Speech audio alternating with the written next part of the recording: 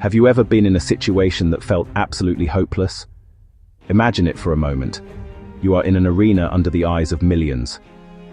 On one side, your opponent holds all the cards, physical evidence, witnesses, logic, everything pointing to a single inevitable conclusion: your defeat. On the other side is you, with almost nothing, only a conviction and a strategy no one else can see. Have you been there? In a work meeting, in a crucial negotiation, maybe even in a personal argument where all the facts seemed stacked against you, forming an impenetrable wall.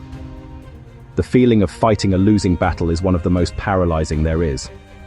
Now let us move that feeling to the biggest courtroom stage of the 20th century, the OJ Simpson case. The prosecution did not just have a case, it had a fortress, a trail of blood connecting victim and accused, DNA evidence at the time, an almost magical technology to the public eye, a documented history of domestic violence. And to crown it all, a bizarre getaway in a white Ford Bronco broadcast live to 95 million people, a spectacle that looked like a televised confession. To any analyst, to any lawyer, that was not a trial, it was the chronicle of a conviction foretold. Defeat was not a possibility, it was a mathematical certainty. But then something extraordinary happened. The defense team, the famous Dream Team, did not try to climb the mountain of evidence. They did not try to deny every fact. They did something far more powerful, far more subtle. They changed the battlefield. They stopped playing the prosecution's game and created a completely new one, with new rules. They realized that under extreme pressure, the human mind does not seek absolute truth. It seeks the most coherent story, the narrative that makes the most emotional sense. That is where the magic of applied psychology came into play. They did not focus on the facts. They focused on your mind, on the jurors' minds, on the public's mind, on our mind. What you are about to discover may surprise you, because the tactics used there go far beyond the law. They are a practical manual of persuasion engineering and strategic influence. This video is not only about a controversial verdict, it is about uncovering the psychological mechanism behind one of the greatest turnarounds in history. We will dissect, step by step, how the defense turned crushing evidence into mere details of a much larger and more compelling story. Stay with me to the end, because the keys they use to plant the seed of reasonable doubt are the same ones you can use to transform your own impossible battles. This is not a history class. It is a case study in the power of the mind to rewrite reality. The prosecution had a mountain of evidence, but the Dream Team had a secret weapon, a question that, once planted, could eat away at the base of that mountain until it turned to dust. And it all began with the first and most crucial strategic decision they made long before they set foot in court. That decision was not about which piece of evidence to challenge first or which witness to discredit. It was something much deeper, a true masterstroke in strategic influence. They decided they would not fight on the prosecution's turf. They would create an entirely new battlefield grounded in one of the most powerful and universal human emotions, distrust in the system. They would tap into the doubt that already existed, quietly, in many hearts.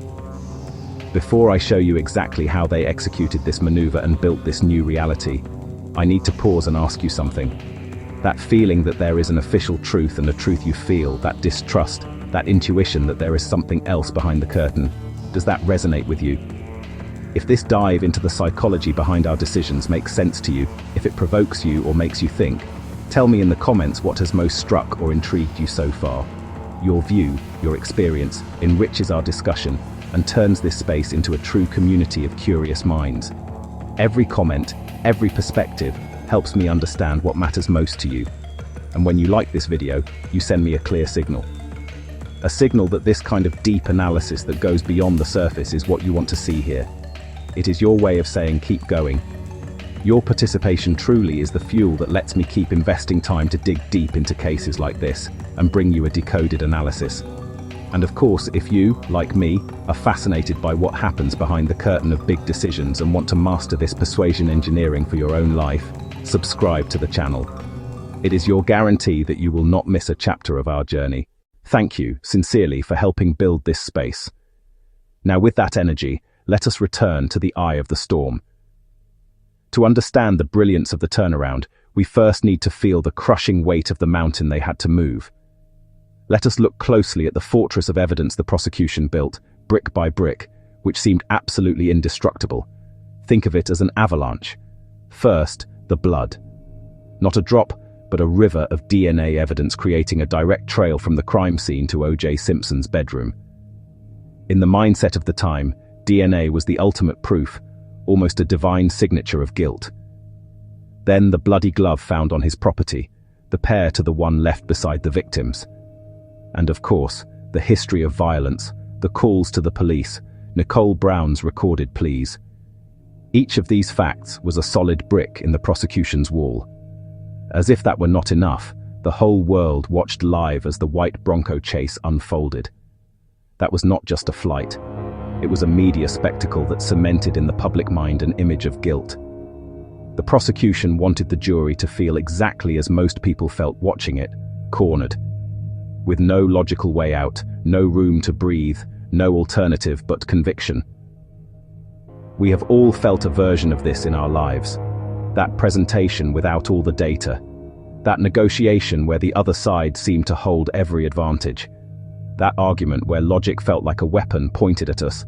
It is a position of total vulnerability where surrender feels like the only decision. The psychological impact is paralyzing. Now let me go deeper.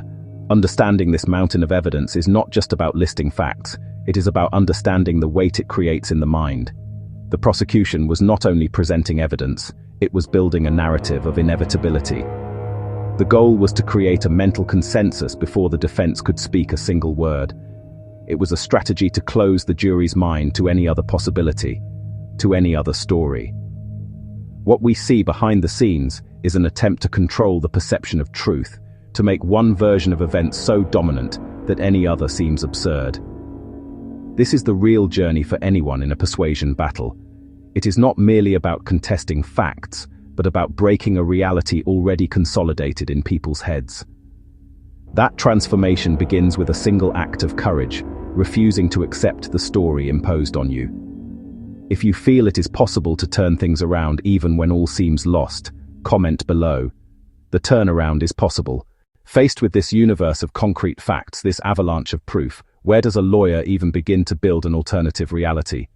How do you attack what seems unattackable? The answer is one of the greatest revelations of strategic influence. You do not attack it head-on. You make it irrelevant. To do that, you needed a different kind of specialist. You needed an architect of perception. Enter the dream team and, at its center, its conductor, Johnnie Cochran. Cochran was not only a brilliant attorney. He was a master of applied psychology, a true engineer of narratives. He looked at the prosecution's mountain of evidence and understood something fundamental about the human mind. People do not make their most important decisions based on lists of facts. We decide based on the story we believe is most true, most coherent, the one that most resonates with our emotions and deep beliefs. The defense's journey under his baton would not be a legal battle fought in the technical details of DNA. It would be a psychological war fought on the terrain of the jury's imagination and identity.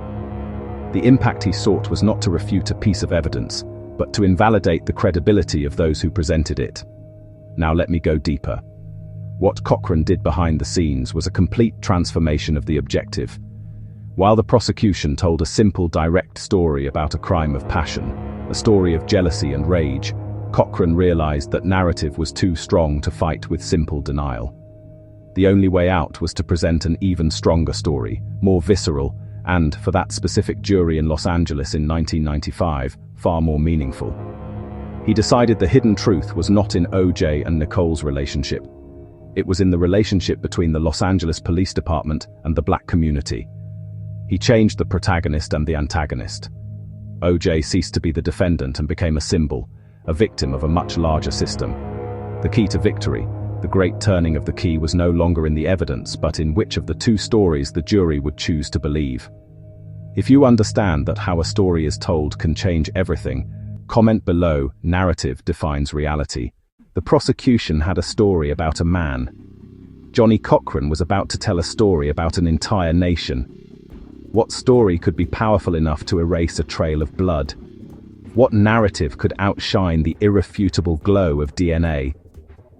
The answer is one of the most brilliant and controversial persuasion strategies ever used, a story not about the crime, but about who investigated it. Under Cochran's command, the defense carried out a psychological maneuver known as framing. Think of it as the frame around a painting. The painting, the facts, stays the same, but the frame you choose changes your perception, your feeling, and your focus completely. The prosecution put the painting in a simple, direct frame. The question was, OJ Simpson, the man sitting there, killed 2 people.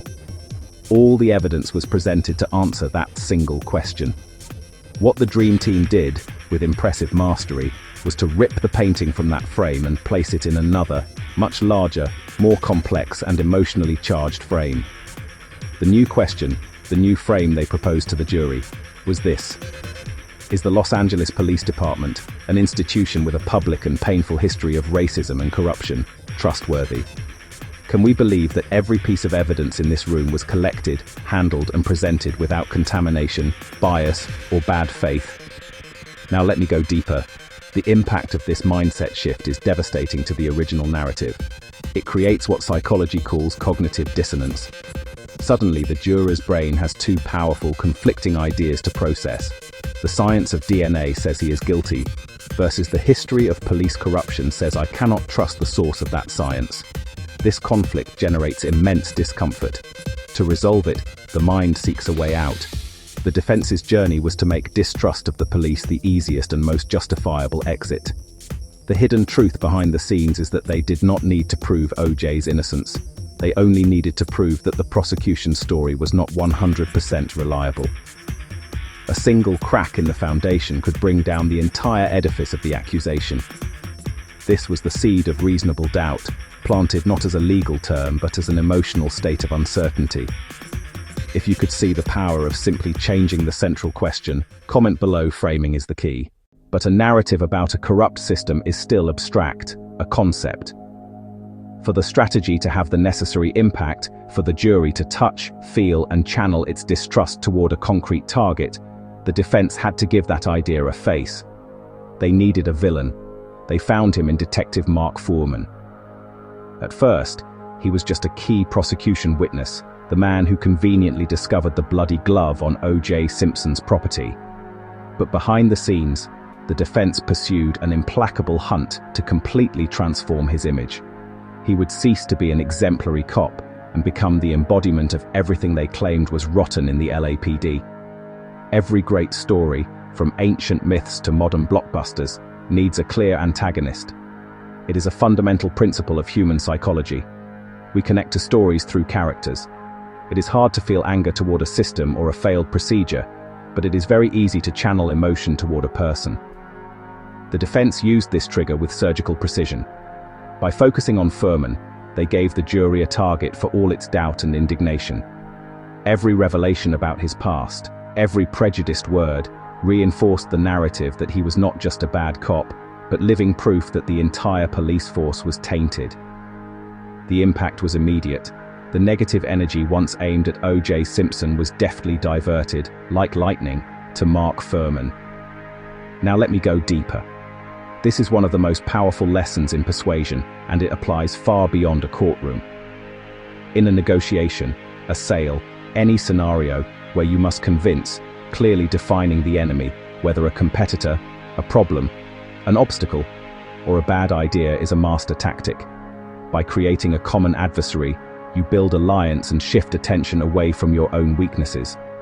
The hidden truth is that by giving people a villain to hate, you subtly position yourself as the hero or savior. The defense's mindset was to place Foreman and OJ on opposite pans of a moral scale in the jurors' minds. With every new weight added against Foreman, OJ seemed lighter by comparison. It was one of the trial's most risky, calculated decisions. If you can see how creating a villain can change a story's focus, comment below. Every story needs a villain. The defense had built the stage and placed its antagonist at center. But they still needed the big act, a moment of pure psychological theater that could prove, visually and memorably, that their story was the true one. That moment would come in the form of an object Mark Foreman himself claimed to have found: the bloody leather glove. It was the trial's climax, the turning point everyone remembers. The prosecution, in a moment of apparent overconfidence, made the fatal mistake of asking OJ Simpson to try on the glove in front of the jury. What followed was not a legal procedure. It was a spectacle, a carefully staged play. We saw OJ stand up, put on a latex glove underneath, a crucial decision that altered dimensions, and then struggle to pull on the leather glove. He gestured, grimaced with effort, and showed the jury how it simply would not go on. It was a moment of absolute tension, an image burned into millions of retinas. Here is the hidden truth behind the scenes. That was not accident or luck.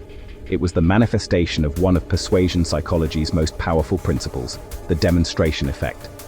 What we see with our own eyes weighs far more on our decisions than what we only hear or read. Seeing is believing. Now let me go deeper. What happened in that moment was a direct battle between two kinds of proof. On one side, the prosecution had logical proof, DNA charts, complex statistics, technical testimony that demanded mental effort to understand. On the other, the defense presented emotional proof, a simple, visceral, universally understandable image of an object that does not fit. In persuasion, especially under pressure, the human brain reaches for the easiest path, the mental shortcut. No shortcut is more powerful than a clear image. That scene, in a few seconds, overrode weeks of logical argument. It was a knockout. It did not refute DNA, but it planted a visual, tactile doubt that DNA could not erase. It was the jury's final mindset shift. If you have ever been more convinced by something you saw than by something you heard, comment below. Seeing is believing. The image of the glove that did not fit was a masterpiece of persuasion, but every masterpiece needs a title plate, a phrase that fixes it forever in memory. The defense had the moment. Now they needed the line that would make it immortal. Then, in closing arguments, Johnnie Cochran delivered the final brushstroke, the phrase that would echo for decades. If it does not fit, you must acquit. At first glance, it sounds like a catchy rhyme. Beneath the surface lies high-level psychological engineering. The genius is its devastating simplicity. Think about the jury's journey, months confined, bombarded with conflicting testimony, technical DNA data, complex theories, and crushing pressure to make the right decision. In overload and stress, the human mind does not crave more complexity. It craves clarity, a shortcut, a single clear idea to hold on to. This phrase was the perfect shortcut. It reduced months of trial to a single, simple visual equation. The rhyme is not just decoration. Psychology shows a fascinating bias known as rhyme as reason. Phrases that rhyme are perceived by our brain as truer and more trustworthy than non-rhyming statements. Cochran exploited that quirk perfectly. Now let me go deeper. The most powerful element is hidden in the second part. You must acquit. Notice it is not you may acquit or consider acquittal. It is a direct command, an instruction. That turns the phrase from a simple observation into a moral directive. He linked the visual image everyone saw the glove not fitting to a mandatory action acquittal. In the jury's mental backstage, he was saying you saw it with your own eyes, therefore you have no other ethical choice than this. It was the logical and emotional closure of the defense's entire narrative. The hidden truth is that the slogan did not just summarize the case. It gave the jury the permission and justification they needed to follow their intuition and doubt. The phrase sealed the decision. If you recognize the power of a simple, direct message, comment below. Simplicity is power. Analyzing the Dream Team's brilliance is fascinating, but the real power of this journey lies in extracting those tactics from the courtroom and bringing them to our own battles. How do we take this persuasion engineering and apply it in daily life? The answer is to decode their strategy into 3 fundamental lessons anyone can use. The first and most important is control the narrative. In any situation, whether a business meeting, job interview, or family discussion, there is a story being told. The question is who is telling it. OJ's defense did not accept the prosecution's story. They created their own. Do the same. Before you enter any important situation, stop and ask, what is the story I want people to believe here? Define the frame, the central theme, before someone else does it for you. That mindset shift starts the entire transformation. The second lesson is the soul of strategic influence. Anchor in emotion, then validate with logic. Think of the glove. That was the emotional hook. A visceral, theatrical moment that generated a feeling of doubt. Only after that emotion was installed could the logical justification, reasonable doubt based on a corrupt police department flourish. The hidden truth about our decisions is that we often decide with the heart and use the head to justify a choice already made. Getting that sequence right has a massive impact. Connect to the other person's emotion first, create a feeling, then offer the facts and logic that give permission to agree with you. Now let me go deeper. The third lesson ensures your message survives under pressure. Simplify to the impossible. The human brain hates complexity, especially in moments of stress. Cochran did not hand the jury a 50-page treatise on why they should acquit. He gave them 7 rhyming words. If it does not fit, you must acquit. What is your slogan? In your most important project, in your most critical negotiation, what is the one line that sums everything up? The one idea that, if nothing else is remembered, must remain. Find that line. It is your most powerful weapon, the beacon that guides decisions when the fog of complexity rolls in. If one of these 3 lessons switched on a light for you, comment below. I will apply this. These 3 keys, controlling the narrative, anchoring in emotion, and simplifying the message, are tools of immense power, capable of transforming your ability to influence. But every power comes with a duality.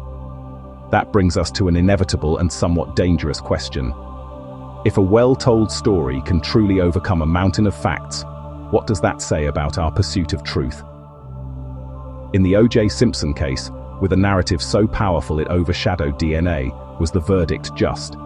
The honest answer depends on your definition of justice. If justice lies purely in raw facts, many will say no. But if justice also lies in ensuring that evidence is collected and presented by an upright, unbiased system, the story the defense told, the answer becomes far murkier. This case is the ultimate proof that persuasion is one of the most powerful forces in the social universe. It is a neutral tool, like a hammer. With it, you can build a house to shelter a family, or you can use it to destroy. As we saw behind the scenes of this trial, the impact of these techniques can both expose a hidden truth about systemic corruption and obscure an inconvenient truth about an individual's guilt. The journey to understand influence is to walk that thin line, recognizing the potential for good and for harm in every word we choose and every story we tell. It is an enormous responsibility. Now let me go deeper. The goal of decoding this mindset is not to create an army of manipulators. Quite the opposite. Understanding persuasion engineering is first of all an act of defense, learning to recognize tactics so you do not fall victim to them. Second, it is about choosing to use this knowledge with integrity. The great transformation is not learning to convince people at any cost, but becoming a more conscious, more empathetic, more effective communicator. It is about ensuring your great ideas, your important projects, your just causes do not die because they were not told well. It is about ethical influence, not manipulation. That distinction is the most important revelation of all. If you believe the goal is to influence ethically and not manipulate, comment below power with responsibility. This awareness is what separates a master of influence from a mere manipulator. Now that you understand the power, the danger, and the responsibility that comes with this knowledge, the final question is no longer about the dream team or OJ Simpson. The question is about you. It is about how you will use these revelations in your own journey. Over our time together, we dissected the backstage of a case that seemed lost and watched it undergo a complete transformation. We saw how a superior psychological narrative focused not on facts but on distrust of the system changed everything. We saw how creating a clear villain channeled the jury's emotion. We witnessed the impact of a visual climax, a theater that spoke louder than science. And we felt the power of a simple, memorable message that sealed a fate. This was not just a history lesson. It was a case study in the power of the human mind. The hidden truth is that these same principles are at play every day in your life.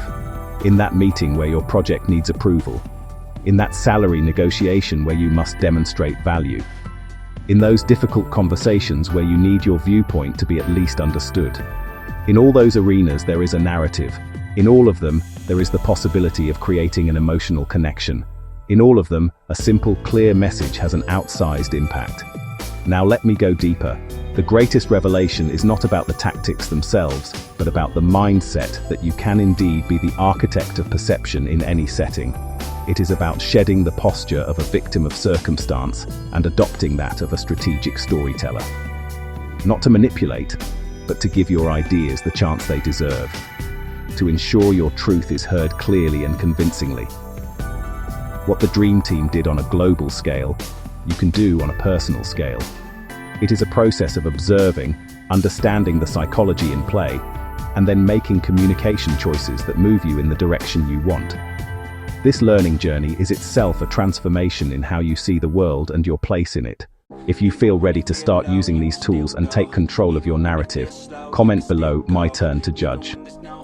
In the end, your reality is the story you decide to tell yourself and the world. Which story will you start telling today? If you stayed with me to this exact moment, it is because this deep conversation about the backstage of the human mind truly interests you. That means a lot to me. Let me know you completed this journey by commenting. The journey continues. That way I know who is truly committed to this transformation. If you felt the connection we built over these minutes, if something here resonated with you, leaving your like is the simplest and most genuine way to strengthen our bond. If you want continued access to these analyses and to applied psychology tools you can use in your life, the best path is to subscribe so you do not miss our next sessions. And our conversation does not have to end here. There is a video appearing beside this one that perfectly complements what we discussed today. Click it and let us keep the conversation going there. A hug and see you in the next video.